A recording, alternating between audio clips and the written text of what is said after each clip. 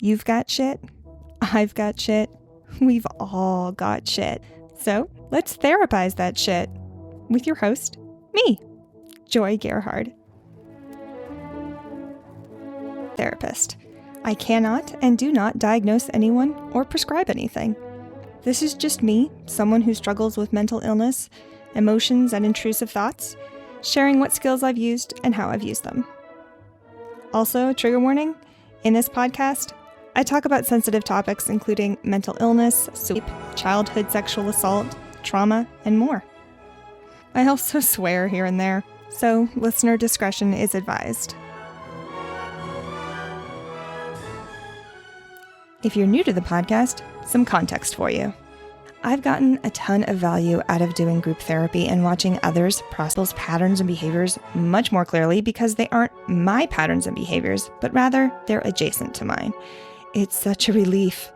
I want to share this relief with you via this podcast, wherein I practice skills while actually in the thick of shit. Each episode, I typically do an introduction and provide some context. Dealing with shit. This isn't me talking about psychology or theories. I'm actually in distress, having strong emotions and strong urges. You're going to hear me crying, angry, numb. But my intention is always to move through an emotion, never to stay there. So stick with me. Alrighty, let's hop to it. Welcome, welcome. I am coming to you not live. This isn't live. This is pre-recorded. Of course it is. I'm coming to you from kind of sort of the end of January. And I have the just that's not the most delightful of news that I am done with my PHP, my IOP, all of the DBT skills group programs that I have been in for the last DBT skills group programs that I have been in for the last, 17 weeks. I am done. I am finished. And I have my life back temporarily, very, very much temporarily. I'm about to help my best friend move. So I will be off doing that for a bit, but for now, I get to do this. I get to podcast. It's very exciting. And today we are talking about validation. Shocking. I know. I've never, ever talked about validation on this podcast before, but at a bunch. I'll get to that in a second. A brief orientation before I play the recording for you. Most of the skills that I reference are from the DBT manual by Marsha Linehan. DBT stands for Dialectic Behavioral Therapy and is my therapy type of choice. It's the one that has worked the most effectively for my brain. Now, the revised edition of the handbook out there, but I'm still using the second edition, which I vastly prefer. The second edition of the DBT manual is linked in the description, both in PDF form and where you can buy a hard copy. And whenever I'm quoting anything from the manual or really anyone else's work other than my own, I will turn on a little bit of a reverb sound effect so that I sound like I'm in a modern art museum, or more accurately, a modern art museum bathroom. I will be referencing handouts from several of the DBT modules. There are 4 different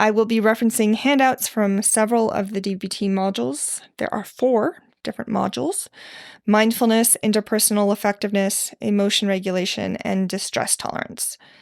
And because this episode is going to focus primarily on the skill of validation, that's on interpersonal effectiveness handout 17 and 18. That's on interpersonal effectiveness handout 17 and 18. You can follow along in the manual if you're so inclined. So in this episode, I'm going to be talking about validation with my sister Ruth, who's coming to us from the other side of the country. Ruth has been working on the skill of validation and has had guests that are getting in the way of her practicing it. So she's going to be joining me to chat about all of that. Or rather, she already has joined me, and I'm going to play the recording in a second. But first, I wanted to mention that validation is a very common topic on this podcast. The most recent episode where I talked about it at length is episode 48, Friendship Ending and Validation. But I've also devoted a bunch of other episodes to it, including episode to 27, 28, 30, and 31. In those episodes, I go into how to validate in pretty specific detail, step by step, going to be that. Instead, today is going to focus on some of the things that are getting in the way of my sister practicing validation. But because I didn't actually talk about how to do the skill step by step in that conversation, I'm going to talk about it very briefly right now. So my working definition of what validate is, and this is per Interpersonal Effectiveness Handout 17, entitled very cleverly, Validation, is acknowledging that a person's emotions, thoughts, and behaviors have causes and are therefore understandable. And it's important to note that validation is not necessarily agreeing with the other person, stating what is actually invalid. Why validate? It improves our relationships by showing that we are listening and understand. It improves interpersonal effectiveness by reducing pressure to prove who's right, negative reactivity, and anger. It makes problem-solving, closeness, and support possible. It makes problem-solving, closeness, and support possible. And of course, the big reason for me is invalidation hurts. So that's why it's important to validate. Now, on Interpersonal Effectiveness Handout 18 is a how-to guide to validation, and there's different levels of is a how-to guide to validation, and there's different levels of validation. I'm not going to get into them in huge detail right now. You can check out episode 27 or any of the ones I mentioned earlier for the how-to. But here are the 6 levels that are described in this how-to guide. Number 1 is pay attention. Number 2 is reflect back. Number 3, it's called read minds, but I think that's dangerous. I prefer the term interpret. Number 4 is understand individual. 5 is acknowledge the valid. And 6 is show equality. I have a graphic that I'll link in the description of the different levels of validation. But ultimately, what you're looking for is how the other person's experience makes sense given every domino that fell before. It makes sense that this next domino fell. That's essentially what we're doing. Some nuance I did want to add. At some point in the conversation that you're about to hear, I say that my job is not to fix other people, but rather to validate them some specificity. That's my job for relationships that I care about fostering. I'm not suggesting that everybody's job for everyone you encounter is to validate. I think that there are relationships where it makes sense not to validate the other person. I think validation is a great skill for when the relationship matters to you. Not all relationships will fall into that category. It's possible that people you interact with every day will not fall into that category. And it's also possible that strangers that you're meeting in line at the checkout, in which contexts. And the last thing, before I forget, I want to extend a huge thank you to my Patreon supporters, Anne and Ruth. You both are incomparable Razorback flounders and are 95.4% of the reason that this podcast exists for public consumption. So thank you so very much. And if you, dear listener, would like to support this podcast, you can find a link to my Patreon in the description. Alrighty, let's dive in.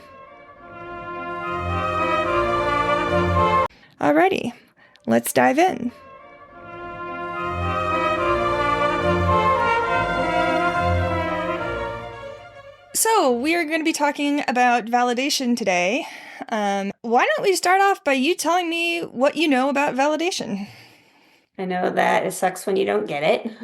I know that it's, from my experience at least, a really critical or pivotal part of feeling heard and understood. And that I know that there's like validation in validating other people and then validation in validating myself. Mm-hmm. And that validation and acceptance feel really, really connected to me. And I'm often in a lot of distress. I feel like when validation is missing at like a self level or an others level, it's distressing. Like when you're not validating yourself or when other people aren't validating you, it's distressing. Yeah. And I know that I kind of suck at it with other people sometimes. I sometimes sense and that it's makes sense that people are feeling or thinking or experiencing whatever they're experiencing. Sure. And that when people jump straight over that to like offering advice or suggestions or whatever, it can be frustrating. Right. So like your experience when somebody's listening to you and they jump. So like your experience when somebody's listening to you and they jump to fixing, it's frustrating. Yeah, I had a call with a friend the other day that did that, and I was thinking while I was frustrated and feeling really not heard and annoyed, like, I wonder if this is what it's like talking to me. I wonder if this is what it's like talking to me. Because I could totally get why they were jumping straight to like, oh, you should try. Have you thought about trying? I'm like, but your suggestion felt like you literally didn't hear what I just said. Like I'm in distress right now, and I'm like not opposed to suggestions, but now, and I'm like not opposed to suggestions, but like in this moment, I'm like, I was crying, I was super emotional, I was very angry. And then they were like, oh, have you tried this thing? And I was like, what? Like it feels was gonna say invalidating. It feels like I'm invisible. Like that's what it felt like. Like, were you like that's what it felt like. Like, are we in the same conversation? Like, what is going on? Yep. And then I just really did realize, like, oh shit, that's just totally what I do to people, to you, uh, on a regular basis. And that's why I want to be learning this skill because I'm realizing how important it is for myself and my relationships. And I noticed, so you and I were talking the other day about something you were having I don't even remember what we were talking about honestly, but you were talking about something. You were having a hard time and I didn't want to offer solutions and I wanted to be validating, but I also was remembered from the DBT thing about dating, but I also was remembered from the DBT thing about like only validate what's valid. And so I was like, I feel like when any of us are in a really emotional space, we tend to speak in hyperbole. And so I didn't want to validate things that I feel like aren't necessarily valid. Like, is it actually true that like necessarily valid? Like, is it actually true that like the whole world is falling apart? I don't remember what you said, but you know, like that level of, and so I just was like stuck. I'm like, I don't want to be invalidating. I don't want to validate something that's not really valid because I do feel like that makes it worse. Like if Mm-hmm. you're like, oh yeah, the whole world, like I got all up in my head and I didn't know what to do. And then I think I just said that out loud. Like, I don't want to know what to say right now. Like, but yeah, I feel like in those moments, especially, I'm not sure how to navigate being validating. Like it's a lot easier for me to be validating if someone's emotions are more regulated. But when they're like extreme and then there's a lot of hyperbole, then I'm like really like I don't I'm like, I guess I could turn it around and be like, well, what would I want to hear that would be validating if the situation was flipped? Well, I was going to ask, and you answered a little bit, and I'm curious if you can expand on it. Like, what is hard about validating others or yourself? So you mentioned already that like when there's hyperbole or all or nothing language, like as truth. Right. So that's a hard thing. Are there other aspects of validation that you find really challenging? For myself, I think it's challenging. There's a couple challenges. One is to remember to do it. And another is I have a fear, I guess, that like I won't do anything. So, like, for example, I quit my job like 2.5 months ago, which at the time I think was a very good decision. And I have since then proceeded to like freak out multiple times and even just today, I drove by my old job today on the way to something else, and I had the thought, "Oh my God, what was I thinking? Why did I?" I had the thought, "Oh my God, what was I thinking? Why did I do that? Why did I quit?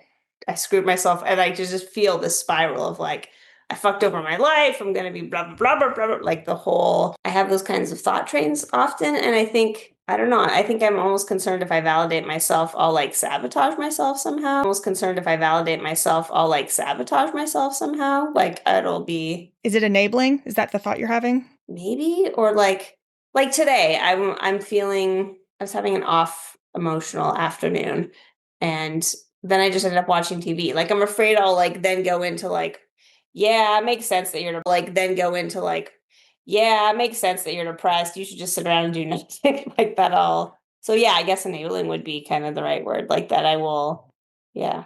That you will agree that the conclusions you're drawing about your circumstances are true. Although I actually do feel like I validate myself fairly well when I remember to do it. Like I validate myself fairly well when I remember to do it. Like I usually start with, it makes sense that I'm feeling this way. Like, of course I'm feeling stressed and anxious that I made a wrong choice. And because right now I'm like, my cat sitting gig is up soon and I'm not sure what's next. And it makes sense that the lack of money is having me feel anxious. And then I'm afraid that this is gonna pattern that I continue in the future where I like put myself in situations that are financially challenging to my detriment potentially. Like that's a judgment. That is to my detriment. Is it to my detriment? I mean, it's to my detriment in that I'm like mentally spinning about it. But like so far, my material circumstances are fine. Mm-hmm.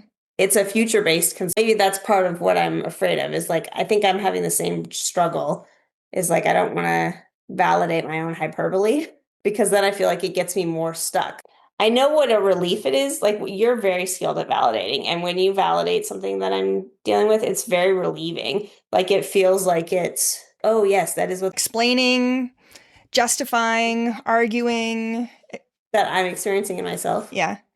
Yeah, exactly. Like it's like you cut through to like the heart of what's actually going on in a way that like helps. It's almost like it helps me ground in like the reality of what's happening.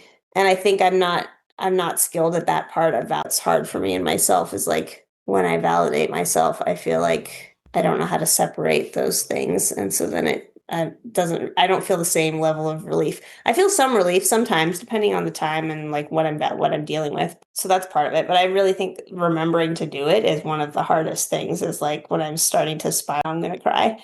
It's just supposed to be hard. It's supposed to suck, and I don't deserve comfort or. I'm going to be flipping through some pages for a second to find a thing. I wrote a note that said Puritans would hate this, and that's what I'm looking for. I bet you it's self-soothe. Hang on. Puritans would hate this. I have self-soothing. That in times of crisis, I don't deserve to soothe. Other people should soothe me. If the crisis is of my own making, then I deserve to be miserable. Yes. That's the thing when I think that was running today because I'm like, I did this to myself. I quit my job and now I'm in this stressful sit. I'm like, or do it like I'm just gonna spiral into like Netflix watching all night, and that's not gonna be useful. One of the this is from like back in the day, like 2017, my first go round of DBT. I have a note on the page about validation, and this is just my own notes. How to tell if I'm invalidating myself. Like a profile of my internal experience. So I've got things like feel like shit, shoulding myself, judgments, apologizing when I don't need to, trying to problem solve a feeling or talk myself out of a feeling, hiding and feeling shame, saying or thinking it's fine, shame, saying or thinking it's fine, making jokes to avoid, my feelings persist, I'm stubbornly holding on to my feelings, and I have a desire to make it worse. And I think the desire to make it worse comes from like what you described with your phone call with your friend, when they jump right to problem solving and you felt invisible, phone call with your friend, when they jump right to problem solving and you felt invisible. It's like, you're like, okay, I thought I was demonstrating this emotion to a degree that would have you go, oh no, Ruth's in distress. Let's soothe Ruth's distress. But clearly, you're not soothing my distress. You're jumping right to problem solving. And that means I must you're not soothing my distress. You're jumping right to problem solving. And that means I must crank up my distress so that you'll actually take it seriously. Oh, that's the desire to make it worse Yes. I have another sheet about validation. Window of tolerance. We're close, but not quite. We're almost there. Graphic, handout document thingy about biosocial theory that was put out by Jesse Finkelstein, great name, from the Dialectic Behavioral Therapy Clinic at Rutgers University, and I will link it in the description. But one of the things that yes, the consequences of being invalidated is that you may start to believe that your experience isn't real, or that it's so real it's all there is, so hyperbolizing, and you may not be able to find a middle ground. So the example that they use here is if you're sick. So you may start to believe that you're not sick at all or that you're dying. You may not be able to find any middle ground. You may learn to mask or hide what you're really thinking or feeling. And again, these are consequences of being chronically invalidated. Over time, intense emotions and inaccurate expression invalidated. Over time, intense emotions and inaccurate expression make people in your environment more likely to invalidate you because they don't understand or can't tolerate your emotions. And then environmental invalidation make you more likely to invalidate yourself and or overstate the situation to get help. This to invalidate yourself and or overstate the situation to get help. This in turn makes the environment even more likely to invalidate you. The vicious cycle. It's really fucking brutal. Like you literally cannot win. And some of the long-term consequences, you may feel shame, distrust your own reactions because you're told they're crazy or inappropriate. You may believe you should avoid intense emotions entirely. You may rely on others to help you understand how you feel so that being alone can feel scary, like if others aren't around to explain your emotions to you. You may feel a different emotion like anger to block the first, become desperate, and do anything to get rid of an emotion. So you were saying that the part of the hard thing is remembering to validate yourself. And I'm guessing that that would also be true of others, like remembering to validate other people. Yes. And then you also struggle with when people hyperbolize or when you yourself are hyperbolizing. And that's why I brought up this whole thing, because that's one of the side effects of chronic invalidation, whether we're doing it to ourselves or doing it or having other people do it to us, is that we hyperbolize as a direct response to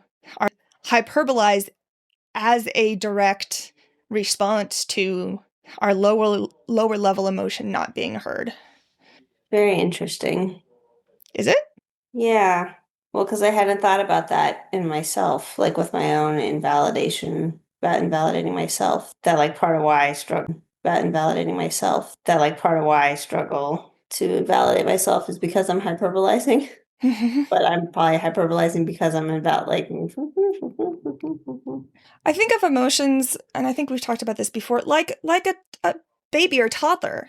Like if they can get your attention by just saying Ruth doesn't get your attention, and then saying it louder doesn't get your attention, and then screaming it doesn't get your attention, and then finally they're having a meltdown and crying and throwing things, and that's what gets your attention, then the toddler learns to just jump the gun straight to that. That makes sense.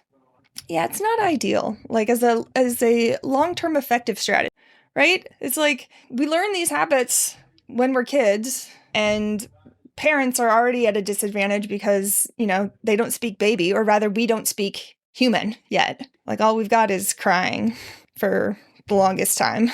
And it's hard to validate crying because you don't necessarily know what it means. I learned when I was in the PHP, the partial hospitalization program, that there's two different types of validation. There's verbal validation and then behavioral validation. And verbal validation doesn't really matter to a baby. Babies don't have language yet. They have a little bit, they're getting it. But don't have language yet. They have a little bit, they're getting it. But we validate a baby by tending to what they're crying about. Well, we've talked about this with adults too, about how your behavior can be invalidated. Like if you say, it hurts when you punch me in the face. If you say, it hurts when you punch me in the face. And then I continue to punch you in the face, that is invalidating because I'm not like a validating response would be to stop because you're telling me that it hurts. Yeah, I think a lot of adults do the thing of, it hurts you if I punch you in the face. Yeah, that's really painful. And then they punch you in the face again. Exactly. We think that validation is just saying, oh yeah, I get it, without behavior change. Right. Did I answer your other question about what's hard for me and when I'm wanting to validate other people? You validating yourself or you validating others, that the hard thing is A, remembering to do it, and then B, you don't want to validate things that will make, you don't want to enable, you don't want to agree with things that are factually not true. Also, this is more obvious to me with other people, but as I'm about to say it, I'm wondering if it's also true in my relationship with myself, is my discomfort with whatever they're dealing with. Okay. Like I want to jump straight to like offering solutions or fixing it because I'm experiencing pain about their pain. And I'm like, You're trying to self-soothe by getting their emotions to stop. yeah. And I'm wondering if I'm doing a similar thing with myself. I can tell like I'm trying to avoid feeling what I'm feeling, but I don't usually go to fixing it. I usually go to beating myself up.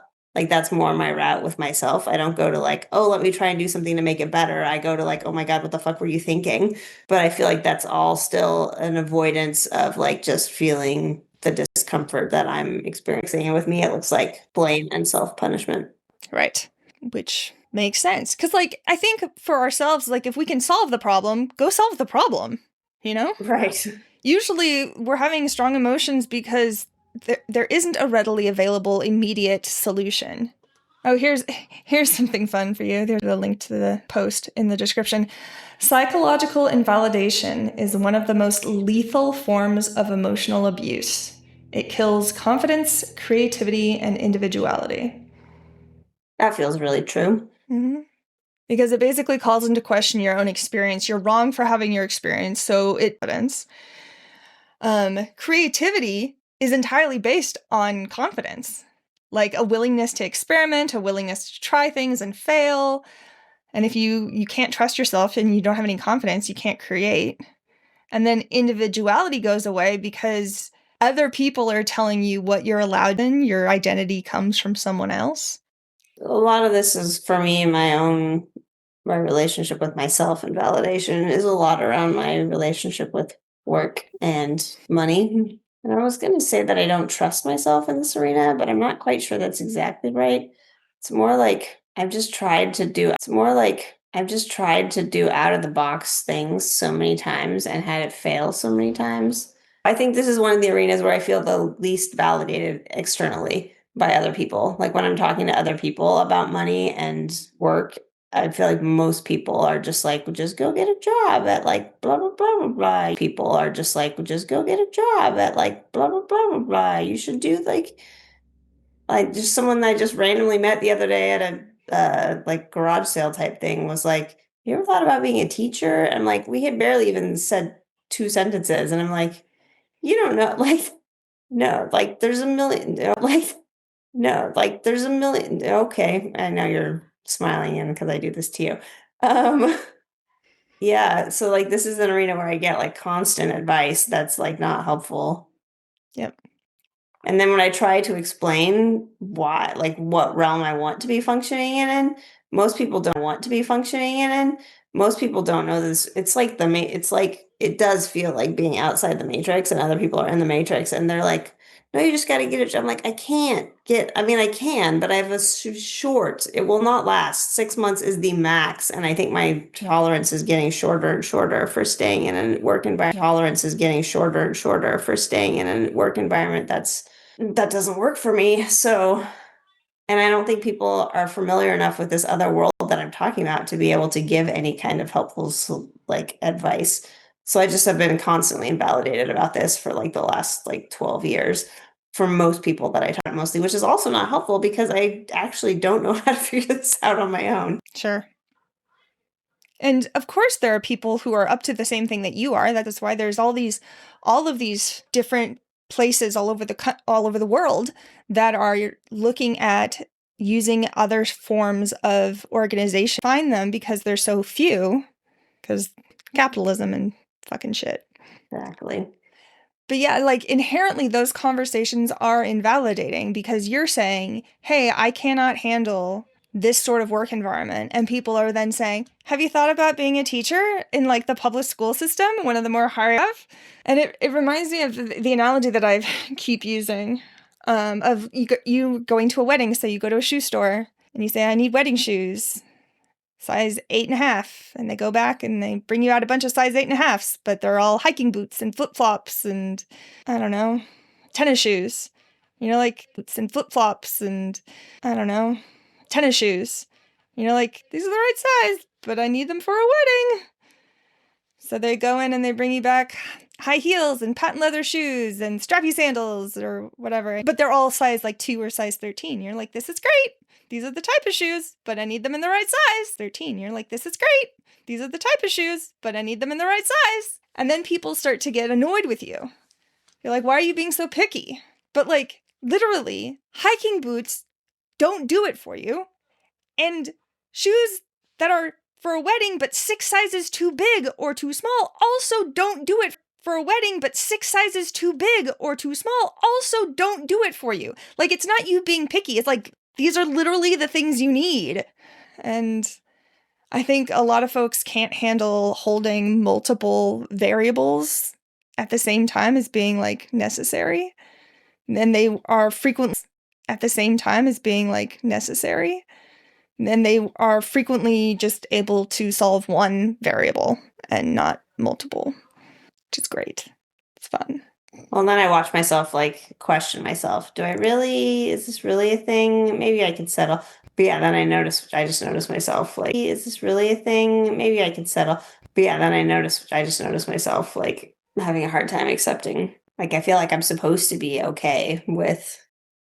And I've tried, like, I've had several jobs in the last year, and both times it was like around 6 months. The first time I got let go, the second time I quit. It starts to deteriorate and it's no longer worth it. Yep.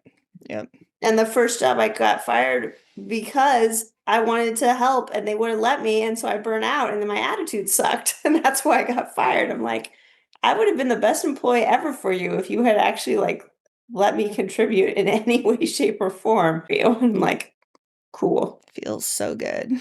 But ultimately, like, when people make suggestions about work that you could do, frequently the reason it feels really, really shitty is because what they're suggesting isn't actually aligned with the things you just told them about what you're up to. Yeah. So let's get into some nitty-gritty about validation here for a bit and the actual how of it. Because I have strong feelings about the way the book, the DBT manual, defines validation. Oh, Have I not talked to you about this? I don't remember. Let me point out exactly the problem here. This is on interpersonal effectiveness handout 17 that says validation means finding the kernel of truth in another person's perspective or situation, verifying the facts of a situation, acknowledging that a person's emotions, thoughts, and behaviors have causes and are therefore understandable.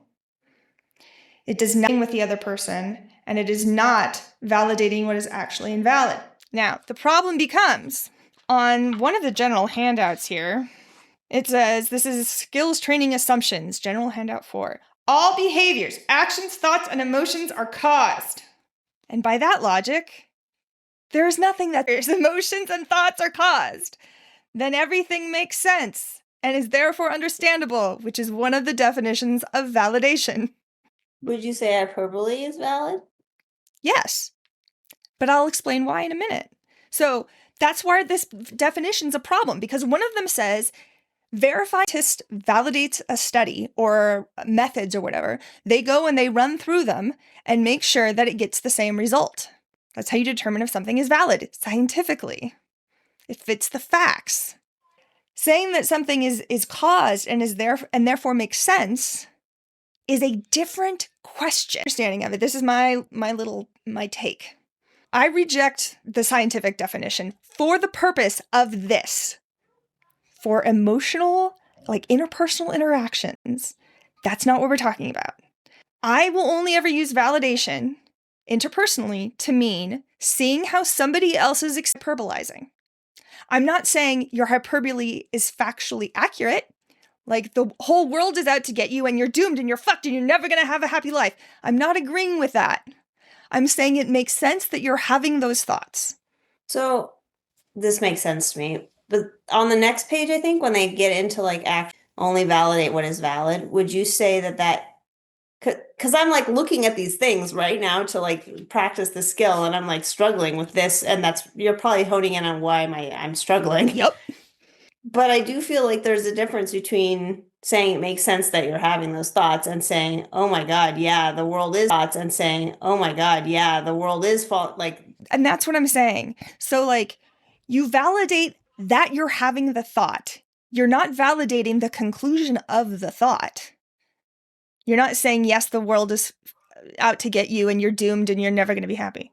well, okay, so here's where I'm seeing one. And you're doomed and you're never going to be happy. Well, okay, so here's where I'm seeing one of the, and maybe it's how I'm coming at it or whatever, but like I can hear the potential for me. Can we have an example? Can Let's you do give an me example. Yep. Can you say something hyperbole about something? I'm never going to find a job that I can tolerate. Like I'm never going to find a job that I can tolerate. Like I can hear myself saying, it makes sense to me that you would have that thought that you're never gonna find a job like that, given all of the experience you've had so far, and like I get why you would be thinking that. And I feel like there's another way for me to say that same thing with the exact same words almost that feel that same thing with the exact same words almost that feels invalidating. Like, oh, it makes sense to me you would be thinking that you can't find a job that is gonna fit. Like, do you know what I'm saying? Like, of course you're having that thought. Of course you would think that you're never going to find a job because like that's going to find a job because like that's part of why I'm afraid to like validate the thinking. Like, oh, it makes sense that you're thinking because I feel like it's going to come off like, oh, of course you think that instead of like. Has that ever happened? To me? Yeah. I don't know. I don't remember. I don't know. I don't remember. Well, and I mean, certainly the delivery of it matters. Right. Because if I go, oh, of course you're having that thought, like that's not going to feel great. Right. Because part of what we're trying to do, and there's a name for this, it's cognitive diffusion. Like we're unfusing. It's cognitive diffusion. Like we're unfusing something. Not diffusion as in like molecules dispersing equally throughout a matrix. We go through life thinking that our thoughts are the truth.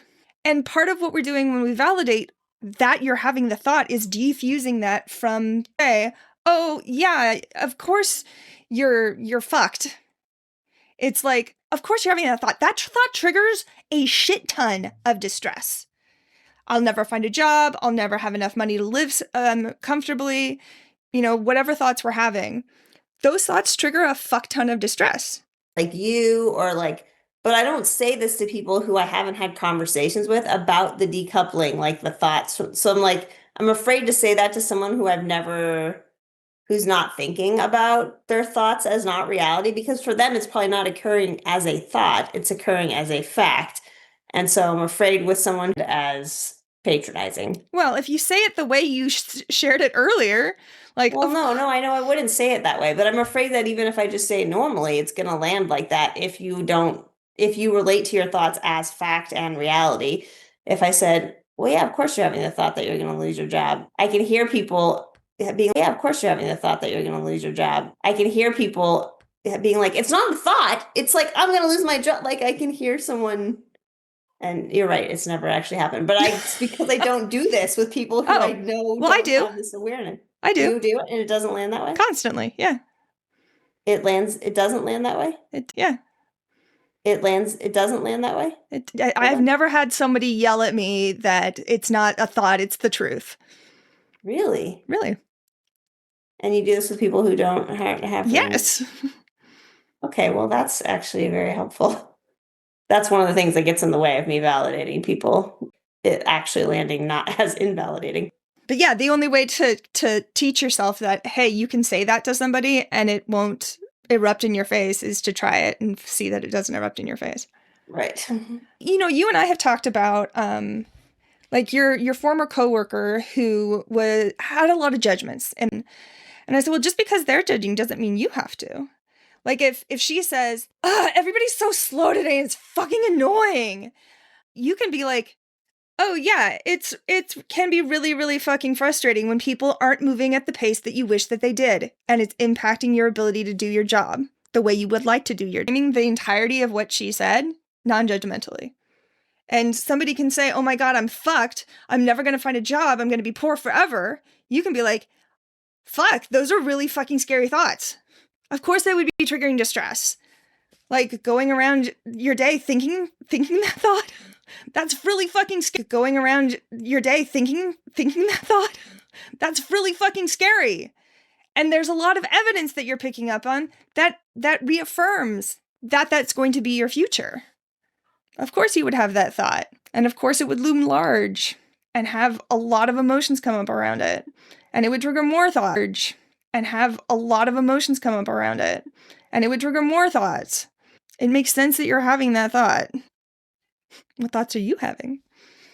I'm thinking about how, how if you watch someone, I don't know, can you think of something that like takes a lot of work to master but looks really simple? Like a physical skill. Work to master but looks really simple. Like a physical skill. Like hitting a baseball.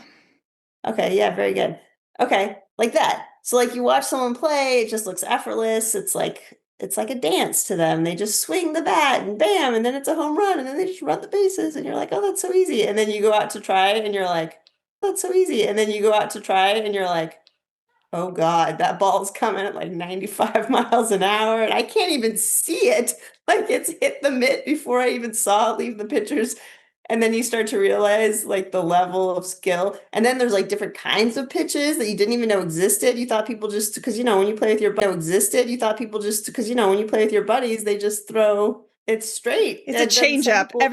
Any lay person is only ever throwing change-ups. Right. So like you've never even seen a fastball or a curveball or like all these who the fuck like, and then you start to realize, oh my God, this is like actually skill. This is the thought that I'm having right now. It's like the little glimpse behind the curtain in The Wizard of Oz. It's not like I didn't know there was skill, but I feel like it's just like another layer is being pulled back of like, this is really a skill, and a skill that you are very skillful at. Well, thank you. Yeah. Well, and I will say, like, to me, it doesn't feel as hard to do it to other people, unless we're talking mom and dad, in which case I have so many judgments, it's almost virtually impossible for me to validate mom and dad. But one of the things that's really helpful for me is to break down that people's experiences are thoughts, emotions, and behaviors. To get granular about, like, what are you validating? A thing. That thought triggered that emotion, and that emotion then triggered more thoughts. Like, have you seen, like, did you ever look at the E-wheel that I talk about constantly?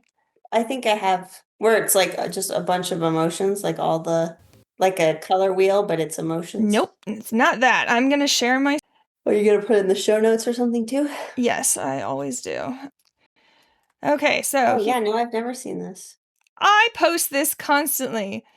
Did you make this? Yes. Well, no, it's my version of a thing that I got from my first DBT instructor. See, adapted from Bob Gettle at Maple Leaf DBT. The things where you see the stars here are what skills you can insert at these various points to basically stop the wheel from continuing to spin. So emotions don't come out of nowhere. They always come from somewhere, even if we don't ever know what that place is. Sometimes it's hormones. Sometimes you're hangry. Sometimes you and suddenly you're spinning. And on emotion regulation handout 6, which is that, like, it's 10 pages long and each emotion gets its own page. There's always, here are justifiable reasons for an emotion starting. And then here's interpretations that will start an emotion. Down the hall and you go, ah, you're not having an interpretation. You're not sitting there thinking, like, getting out your abacus and being like, okay, I did not expect Joy to be behind that door. And suddenly Joy jumped out at me. And I'm going to calculate that, oh, I should be afraid right now. Like, there's an instantaneous physiological reaction that you have, because that's what happens when people do things that are interpretations that we have. So thoughts about it, like if, you quit your job and then you're sitting at home one day, or you drive past it while you're going down the road and you're suddenly like, oh my God, I'm never going to make any money. That's not what's happening in that moment. What's happening in that moment is you're driving down the road and you saw your old job. Trigger all of the series of therefores that had you then have a huge amount of anxiety. So the wheel itself, what spins in a wheel is our experience, which is like our physical body sensations and our urges to act. Then we have the expression, which is like what somebody on the outside would see. So my emotions to others, what I say or do, facial expressions, body language. And then there's echoes and after effects. It's how that emotion lingers throughout the day. So you come home and you're like, okay, I'm just like plopping myself in front of Netflix and I'm not moving. I'm just going to eat a pint of ice cream. That's an after effect or an echo of that emotion, an after effect or an echo of that emotion, that anxiety.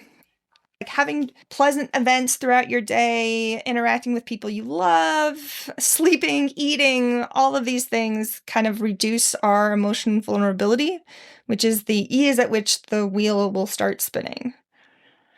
So vulnerability, which is the ease at which the wheel will start spinning. So like, there are times when you have an interaction with someone and you're like, you are solid, you are grounded, you are good. And then you can have this almost the identical conversation with that person like a week later and lose your shit. Identical conversation with that person like a week later and lose your shit. Mm-hmm. And it's because you have different emotion vulnerabilities running all the time. Makes sense. I forget why we were pulling this up. Oh, so you were saying that like watching me validate, using all the skills and whatnot. So understanding this wheel is pretty much where I get most of my ability to validate. It's like that I can validate, hey, that's an interpretation you're having. Of course you're having that thought. Yeah. Or if you call me up and you're like, I'm hyperventilating or whatever, I'm like, oh yeah, hyperventilating is a real experience. Of course you're having that experience. We don't even understand why yet. We don't even necessarily know what the prompting event was for it, but we know that there is a prompting event. And it makes sense. Whatever you're experiencing right now makes sense, even if we can't see how. Because everything in the universe is caused and comes from somewhere. It's physics. Is this on your website? Of course it is. Cool. I will put a link in the description and I will post it on the Instagram. So understanding like these different levels of what makes up your experience of a situation is basically what allows me to get like really fucking granular. And instead of validating the catastrophizing you're doing, I can validate that you're catastrophizing and that the catastrophizing is triggering an emotional experience and that the catastrophizing is triggering an emotional experience. You're having body sensations, you're having urges, your urges to go home and sit in front of Netflix and eat a pint of ice cream. Maybe your urge is to like go get your job back. Like it makes sense that it would have the after effects that it does. Maybe it throws off your whole week. Maybe you decide, you're going to stop working with Chris because you really got to knuckle down on getting a 9 to 5, All of that shit makes sense. Right. And I can indicate that all of that makes sense without saying coffee shop, because it is factually accurate that you're doomed and you're never going to find a job that actually feels good to you. Rather, I can say, dude, you have been in this same cycle of job burnout for like almost 30 years. You have a ton of experiences in workplace, incredibly non-functional for you and your nervous system. And even your values, like what you're up to in the world, the type of world you want to see. You have all of these experiences that really fucking suck. And having to force yourself to fit like corporate America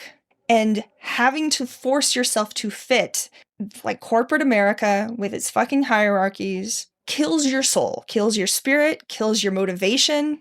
And we know that you also have ADHD. Is it okay that I say that? Yes. Okay. We know you have ADHD, which you shared with... Yes. Okay. We know you have ADHD, which you shared with me. It has a lot to do with motivation. And what allows you to get out of bed in the morning and whatnot. And when your motivation is sapped, you have the experience that you're like lugging an 80-pound weight behind you. Your attitude in the workplace, you're miserable, other people are miserable around you. It increases the likelihood you'll get fired and or increases the likelihood that you'll quit because it's so miserable for you. And you haven't found a sustainable path forward yet. So oh my God, I'm in this cycle. Nothing's changed. I'm never going to get out of it. And to be clear, I'm validating things you've shared with me in the past, not necessarily on this call. So these are things I know about you. Right. And so, like, when we talk about the levels of validation, and this is on and I have a graphic for it that I'll share in the description as well. Pay attention, reflect back. So part of this is me reflecting back what you've already told me of what your experience is. So number 3 is read minds, which I think is bad, and we shouldn't do that. I think interpret is a better word for this. So what I know of that, I think interpret is a better word for this. So what I know of you, what you shared about motivation and how being bored kills your motivation, about offering suggestions that aren't listened to kills your motivation. Like, I know these things about you. 4 is understand the individual. Like, I know these things about you. 4 is understand the individual, which I've demonstrated off and on. 5 is acknowledge the valid. So, like, I'm not saying, yes, Ruth, you're right to believe that you'll never find a job that you like. I'm validating that you're having that event. You drove past your workplace, your old workplace. Makes sense. And that anxiety triggered a lot of thoughts. That makes sense. And those thoughts triggered like an emotional experience that you had in your body and urges for how you wanted to spend your afternoon when you got home. Like, all of that shit makes sense. All of those dominoes make sense. And then 6 is show equality is the last level, which is I'm also in a perpetual burnout cycle. And I frequently have the thought I'm fucked and I'm never going to find anything that feels good. So, like, I don't think you're abnormal or weird or crazy or anything for having those thoughts. You have a lot of really deeply repeated upon behavioral and a very deep canyon neurologically for you, in terms of the sorts of thoughts you have, and also the way the world interacts with you around your dreams and what you're into and what you want to create. Well, what you shared at the beginning about how chronic invalidation like zaps confidence, about how chronic invalidation like zaps confidence. Mm-hmm. That's part of what's going on with me too, because I walk like every time I start a new job, the first week or two, I'm very fired up. Like, I'm very clear that I have something to contribute. I'm very clear that I can make a difference. I'm very clear that I can make a difference. I have like a million ideas. I see inefficiencies. See things that could be improved. I'm like, and then the more I get ignored, the more those are not listened to. By the time I leave that job, I feel like, what's the point? I have nothing to contribute. Nobody, like, because I get interacted with like my idea, like I'm just a cog in a wheel that can be replaced by anybody and it don't matter.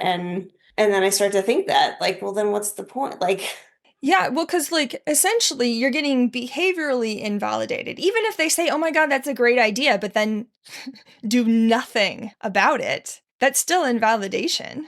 It's not worth trying. And, like, I think part of what we do when we catastrophize is we collapse a bunch of shit together. Mm-hmm. And I think part of what validation does when done well is it teases shit apart. Oh, that's a thought you're having, as opposed to that's your reality. Oh, it's funny because I mean, it depends on how down I'm feeling.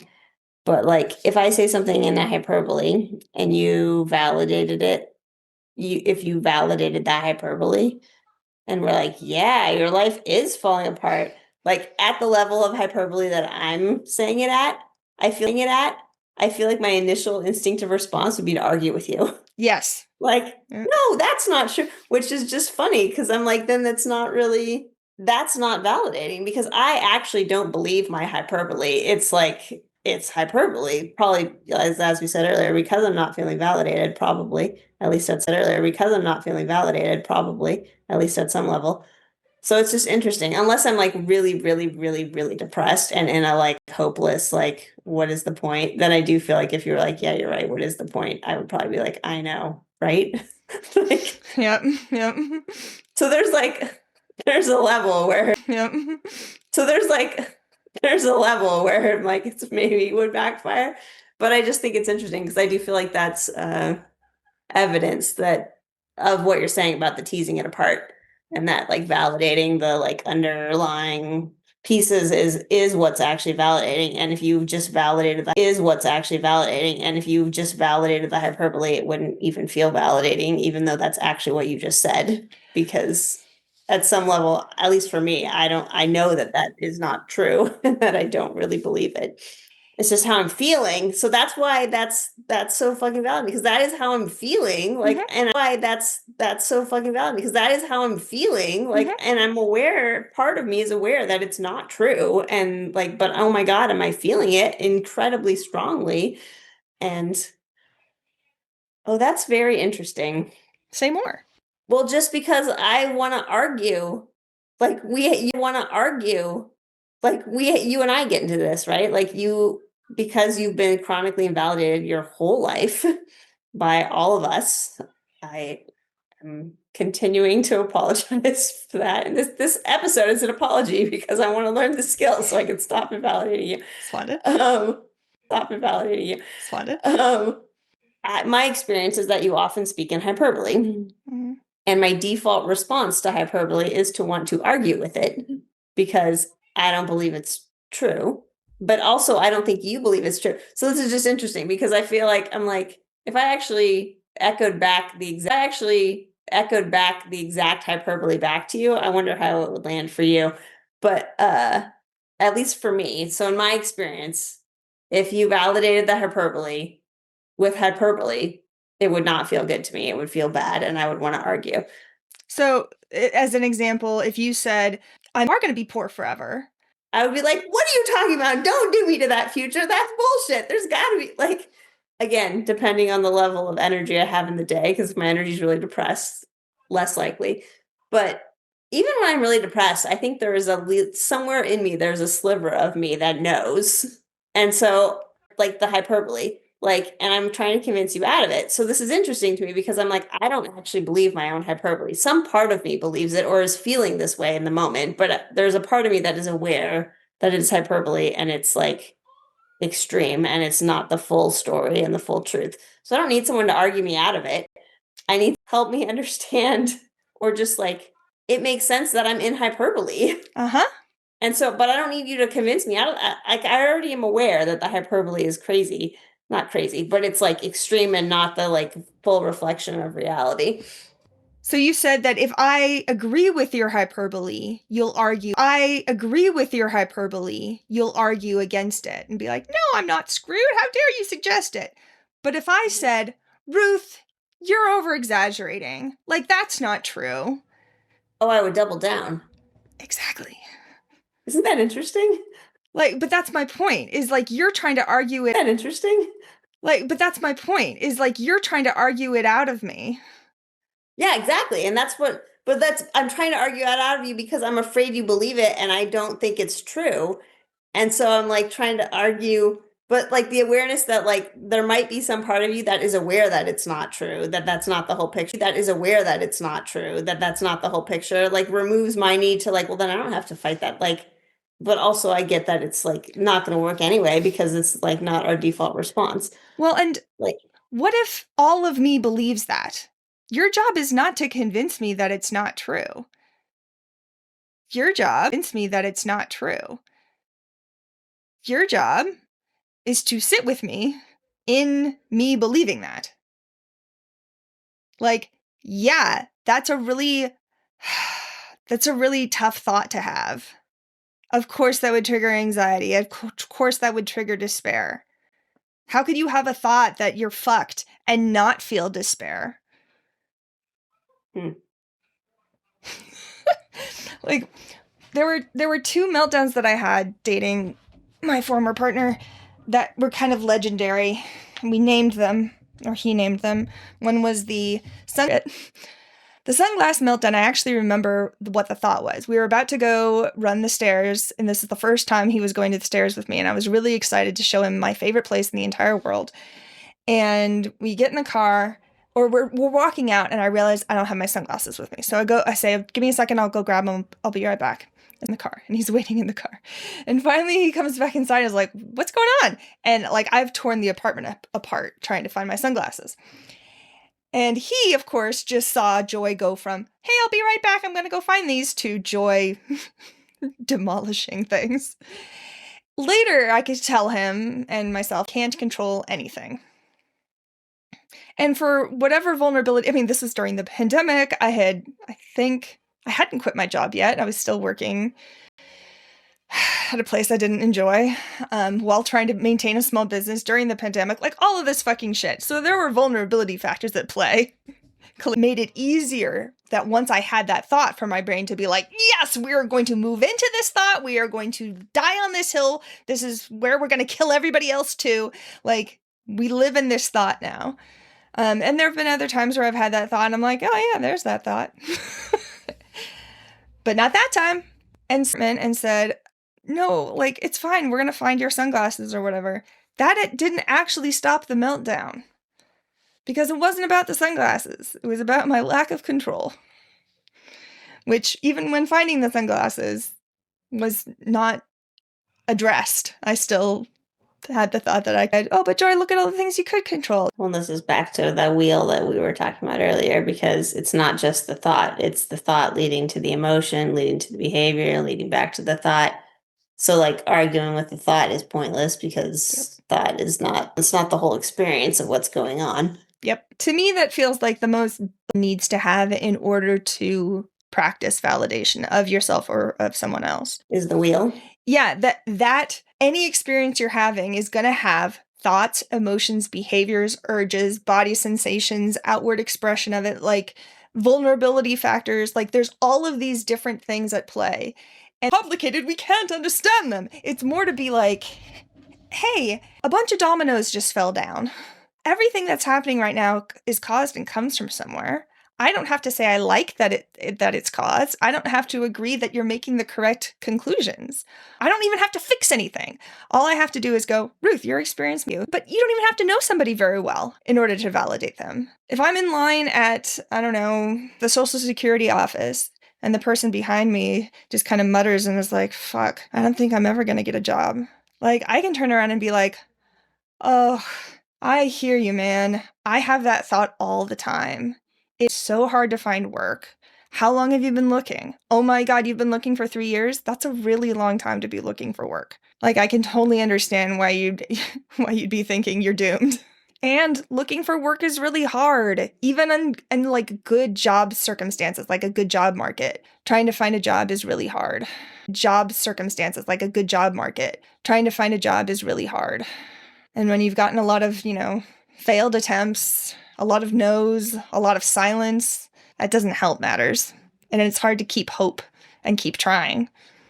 I wonder, just listening to you say that right now. Trying. I wonder, just listening to you say that right now. Mm-hmm. Also, I liked how you said it, by the way. Instead of saying, like, it makes sense that you're having the thought, that just like that you'd be thinking that it's hard. I don't know why, but like grammatically it feels less awkward. Then what? Then, like, it makes sense that it's less awkward. Then what? Then, like, it makes sense that you'd be having that thought. I don't know. You can ignore that. It was a grammatical nuance that I liked, that felt more natural into how I normally speak than. But I noticed when you said that, it makes sense that you've been thinking that you're not going to find work. It feels that you're not going to find work.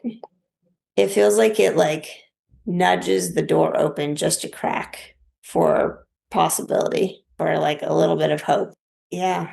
Like, it creates just a hair breadth of distance between where you can be like, oh, maybe.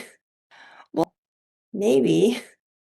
Well, and that's part of the cognitive defusion of labeling your thoughts as opposed to the reality. Labeling your emotions as emotions as opposed to the reality creates that little bit of distance so that you can kind of moving into them, setting up a permanent house inside this emotion or inside this thought, and getting really granular about shit. Because what we do, what hyperbole accomplishes, is hyperbole paints everything with the same brush.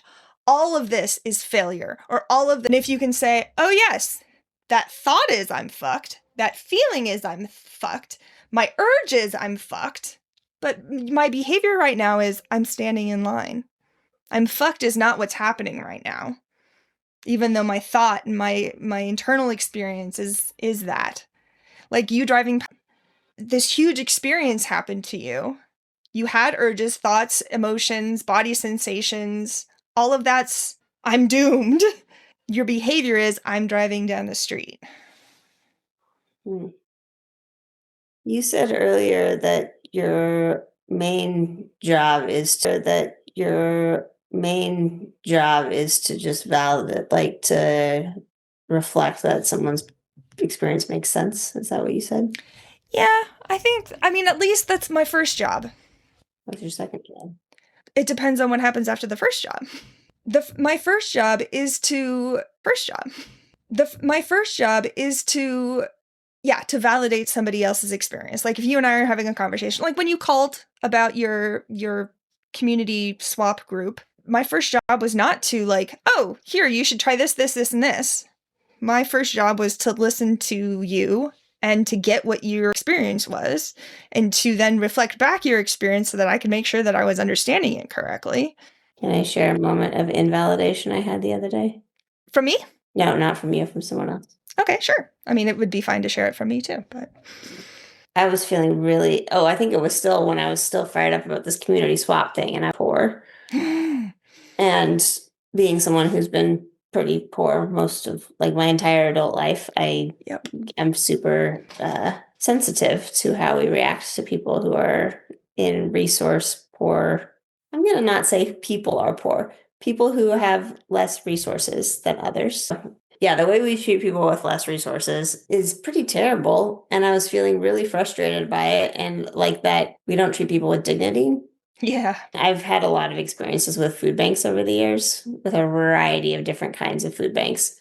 And there are some food banks that do a fairly good job of preserving the dignity of some food banks that do a fairly good job of preserving the dignity of the people who are using them. And those food banks, my favorite food bank is the food bank in Issaquah, Washington. You get a grocery cart and it's set up like a grocery store, and you like walk through with the cart and shop like you're shopping. And like each section has like cart and shop like you're shopping. And like each section has like, they'll have a little sign that says like your limit. Like you can choose like 1 to 3 things from this section or whatever it is. And they had a lot of stuff from Trader Joe's and Whole Foods and like a lot of stores that I would choose to shop at when I have more resources. So it felt very normal when I have more resources. So it felt very normal in a lot of ways. Like it was really lovely. And then they had someone who helped you bag your groceries when you were leaving. Like it was like very amazing. And then I've been to places where you pull up into a parking lot in the middle of whatever, and there's a little shed and they hand you a box. And just whatever's in the bar, and there's a little shed and they hand you a box. And just whatever's in the box is what you get. It's like, we don't give a shit. You're broke. You have no money. You'll just take anything. That's the beggars can't be choosers attitude that we have adopted as a society. We don't like, you're in need. It doesn't matter what you would prefer. And I was thinking about this the other, so I was really fired up about would prefer. And I was thinking about this the other, so I was really fired up about this. This is all background for it. I was super fired up about how we like remove the dignity from people who are resource poor. Like the way we treat them is like it's awful. It's dehumanizing. Yeah, thank you. That's the phrase. So I'm complaining about that. And I'm like, emotional dehumanizing is like, oh, you're in such bad shape that you really need like financial federal support. But we're going to spend 6 months to a year making you do all these hoops and fill out all this paperwork before we debate whether or not we deem you're worthy of support. Like, it's not just we trust you. You say you need help, and we're like, oh, okay, I think you're lashing out. I'm like, I am. I'm sorry. Like, I didn't mean to lash out. I was like, I apologize, but like, I really didn't feel heard in that moment. Like, in moments like that, I keep going back to this example is like, if somebody is talking to me and they're like, oh yeah, I survived a category 5 hurricane that then like flooded your town and knocked out your power for like 3 months. And you were like surviving like on the roof of your home. If I'm comparing that to running through the sprinklers as a kid, it demonstrates that I neither understand your experience or demonstrates that I neither understand your experience or how much my experience is not even close to your experience. mm-hmm. So like it feels like a big neon sign that says, I don't understand you. So Right. like to hear you talk about so Right. like to hear you talk about how dehumanizing food banks are, or some food banks are, and then to have that friend hear that and go, have you thought about disability as a solution that is humanizing? You're like, oh, you don't actually understand what going on disability humanizing. You're like, oh, you don't actually understand what going on disability is actually like in this country. Disabled people are if you get married to somebody who has more money, you lose your disability. You have to maintain a level of income lower than a certain point. You have to stay in poverty. And in fact, disabled people are the only people that the federal you have to stay in poverty. And in fact, disabled people are the only people that the federal government allows you to pay lower than minimum wage. Well, first off, I wasn't complaining to them about food banks. That was just background so you I see. understand the level of, but I was complaining about feeling dehumanized, and I was complaining about this community swap thing and how I was like so frustrated by how we treat people who are poor. Swap thing and how I was like so frustrated by how we treat people who are poor. But that was one of my arguments when they suggested that. I'm like, I don't want to not, like, I'm capable of working and I want to work. And if I go on disability, then I can't earn enough money. Like, if I earn too much money, then I'm like off. So, like, why would I spend a year of my time putting energy that I can't get on disability anyway? Like, I might not. Who knows? I have no idea what's going to happen this year. But, like, I desire to actually be working and creating income. I just don't want to do it in a fucking hierarchical corporate capitalist nonsense realm. I'm like bored. I want to be working.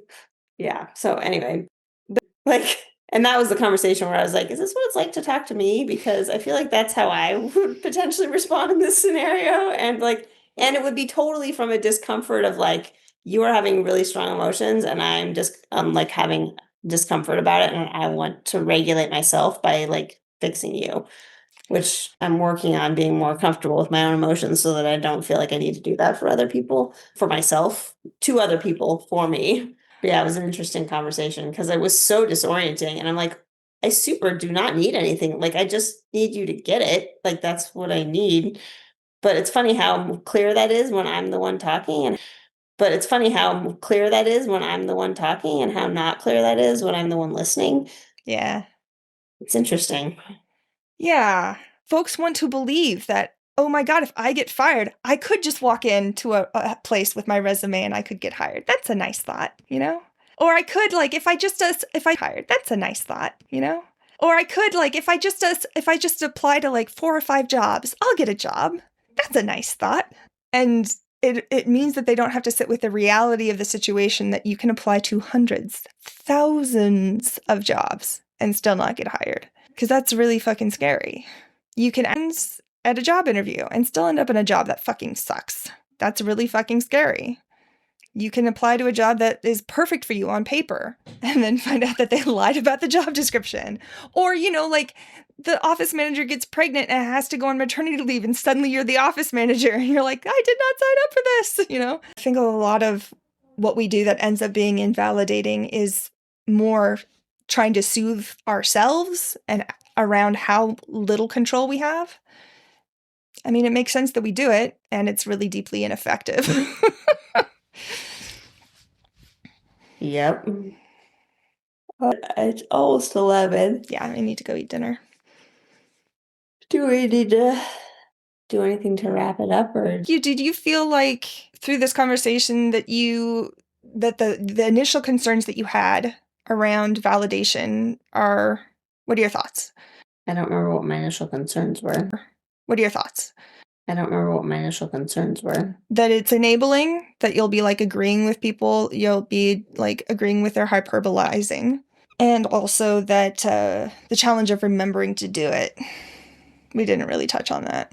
Yeah, that one's still there, but the other one, that one feels like Touch on that.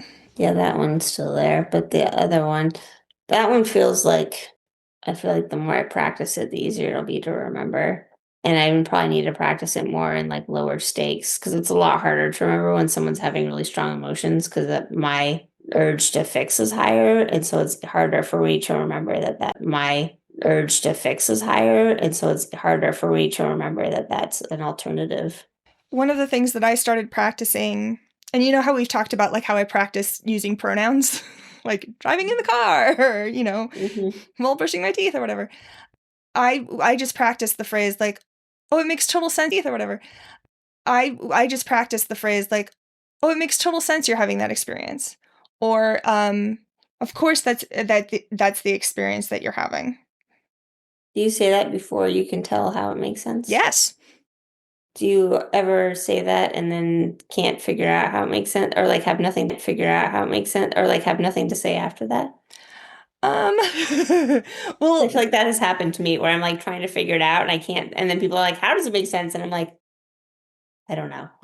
I just know that it does. Yep. Well, and I mean, there have been times like conversations I've had with where I will lead with that. Oh, let's examine, and like then we kind of go through it together. But certainly having the e-wheel and like understanding the different components of what makes up someone's emotional experience is really helpful. Because I can ask questions like, if she can, message me and be like, I'm super anxious right now. What sort of thoughts you're having? Or like, what just happened in your life? What's going on over there? And I can like kind of get out some of what her experience is. And be like, oh yeah, you're totally, you're working on your taxes. Of course you're having anxiety. Or she's, having to leave the house to go to a doctor's appointment, and the roads are icy, and her wheelchair doesn't have great grip, and like all of those sorts of things. Like essentially when you called to talk about your swap group, and you said, I'm really angry, and I'm like, tell me what's going on. And you started talking, and then anytime you took a pause, I said, what else? And it basically, you started talking, and then anytime you took a pause, I said, what else? And it basically, you provided me with all of the context. So all I had to do is just like kind of regurgitate it back. Have I mentioned you should write a book? You have, yes.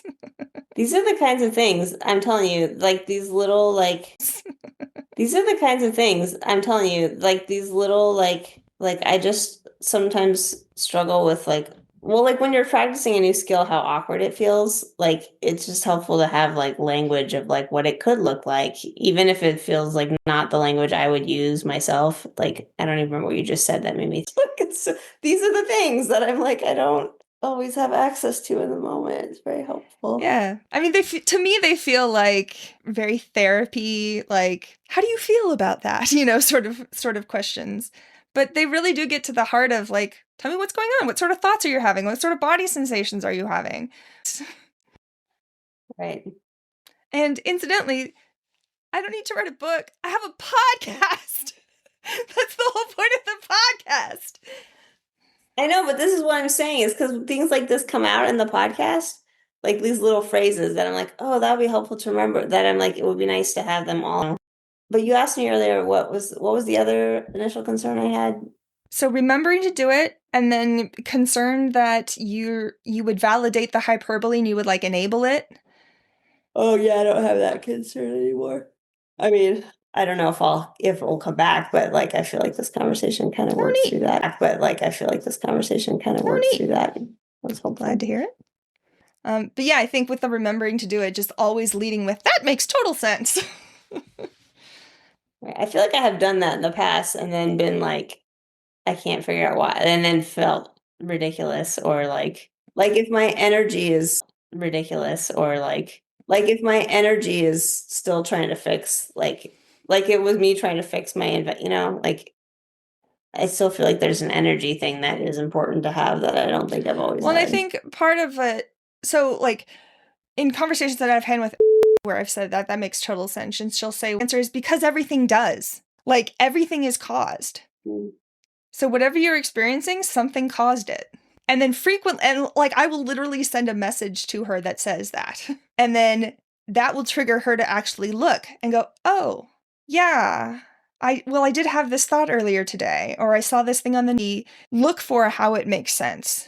Because I think a lot of what we do when we reach out to somebody, we're shaming ourselves, like, I shouldn't be this angry or whatever. And if I give somebody permission, I'm like, no, however you're feeling makes sense. Tell me how it makes sense.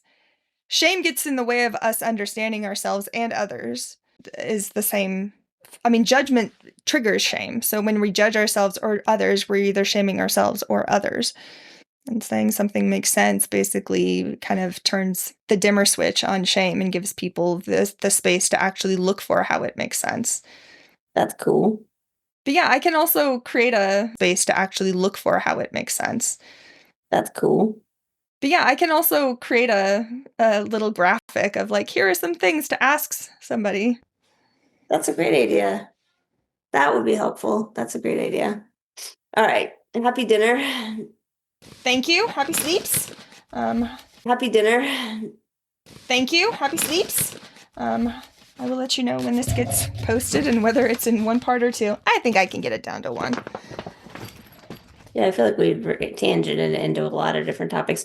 We should do a one where that's like kind of what we did with what were we talking about last time? Non-judgment. Around hurting people. That's what it was. We could do one where like to actually practice. Oh, yeah. It doesn't have to be a part 2. We could just do it at some point and it could be, yeah. Splendid. Cool.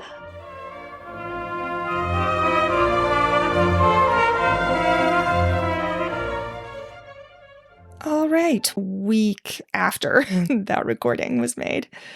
There's one more thing I wanted to make a note of before I sign off. Because validating other people is a tricky skill for me, especially when I'm interacting with people who have chronically invalidated me. And I notice that when I validate folk who have invalidated me a ton, I tend to use that understanding and that empathy for their situation to then invalidate myself. I basically understand somebody else's experience to such a degree that I use that to then invalidate my experience and be like, oh, their experience makes to such a degree that I use that to then invalidate my experience and be like, oh, their experience makes so much sense. I should not be upset about it. And I don't think that's great that I do that. But I did find a really helpful Instagram post that explains this much better. So I wanted to share that. But I did find a really helpful Instagram post that explains this much better. So I wanted to share that. This is from Stephanie Sam on Instagram with the handle at Hello Thrivers. And I will link to that in the description. And this is what Stephanie has to say. Healthy empathy, Stephanie has to say. Healthy empathy says, I understand why you're like this, but it's still not okay. Toxic empathy says, I understand why you're like this, so I'll keep tolerating it. Healthy empathy is rooted in emotional regulation. It allows you to hold compassion. You can extend grace while staying anchored in your own needs. You can understand where someone's behavior comes from without losing your own peace of mind. Toxic empathy happens when your constant understanding replaces honoring your needs, when you keep rationalizing hurtful behavior because you know its origin so deeply that your empathy becomes a shield for them instead of a guardrail for your well-being. Your nervous system mirrors their distress so strongly that you start neglecting your own. Empathy without boundaries isn't love. It's self-abandonment disguised as kindness. Real compassion, abandonment disguised as kindness. Real compassion doesn't ask you to stay in situations that continue to hurt you. It asks you to see the humanity in others and honor the one in yourself. And then in the caption, she adds, empathy turns toxic when understanding them means, she adds, empathy turns toxic when understanding them means betraying yourself. Real empathy has limits because it honors the truth that healing requires 2 participants, one willing to be understood and one willing to understand. If you're always the one translating pain, rationalizing behavior, or absorbing what isn't yours to fix, that's not love, that's survival. Empathy, no matter how deep, cannot sustain what someone else keeps breaking and refusing to take responsibility for. And the thing I appreciate about this post is it's a good reminder for me more than just the other person's humanity to consider. I also need to consider my own humanity. And frequently I self-abandon when I'm validating people who've hurt me. So I find this to be a useful reminder. Like I really self in those moments. If I only ever validate the person who's hurt me and I don't validate myself. That's how I end up with this, the self-abandoning, and also with depersonalization, derealization, dissociation, where I'm not even relating to, basically the other person's experience supersedes my own. Their humanity supersedes my own humanity. And that's not a good situation. It makes, speaking of self-validation, it makes sense that I do that. Clearly, that was a survival skill in my youth that I don't actually remember. And at this point in my life, it is no longer helpful, supportive, adaptive. It's maladaptive. And so I need to practice the skill of self-validation more reliably. Yeah, so there you go. Much to add to this, except to say thank you for listening and for joining Ruth and me as we figure out this whole validation thing together. There's going to be more to come, so I hope you keep tuning in. And I'm just going to do my usual thing and end this super abrupt. This has been host me, Joy Gerhard.